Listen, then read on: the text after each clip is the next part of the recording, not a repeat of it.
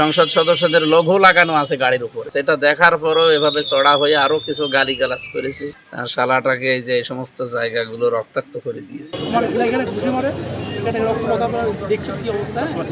এবং সে একজন এমপিকে যখন আমির আহমেদ সাহেবের কথা যখন বলি তখন বলে সে এমপিটা আমি ঘোষণার সময় নাই। হ্যাঁ, আমাদের দল ক্ষমতায়, আমরা হচ্ছে দেখবো কিসের এমপি। হ্যাঁ, এই কথা বলে সে ওইখান থেকে মোটরসাইকেল নিয়ে বের হয়ে চলে যায়। এই হচ্ছে বিষয়।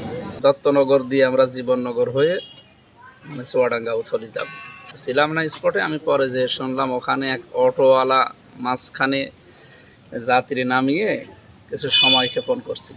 ওই তিনজন এসে আমার ওই শালা আর এই ড্রাইভারকে মারধর করে। এই প্রথমে ড্রাইভারের উপরে চড়াও হয়, এরে সেভ করতে গিয়ে ওনারও মারে, ওই যে ড্রাইভার সাথে আছে। আর শালাটাকে এই যে এই সমস্ত জায়গাগুলো রক্তাক্ত করে দিয়েছে। সে জামাত হোক, বিএনপি হোক আর আওয়ামী লীগ হোক, অন্যায় যে করেছে এই অন্যায়ের বিচার হওয়া লাগবে। এই জন্যে ওনারা জীবননগর থানাতে অফিসার সিটের সাথে মনে হয় মামলা দিচ্ছে। মামলার পরে আইনি প্রক্রিয়া মাফ করে দিল। কালকে যদি আবার আরেকজনকে মারে, এমনিতে ওই জায়গাটার ওই স্পটটা নিয়ে একটা ঝামেলা আছে। পাশাপাশি আমার ম্যাডাম রয়েছে গাড়িতে, পরিচয় দিয়েছে যে আমি কুষ্টিয়া সদরের এমপির ওয়াইফ।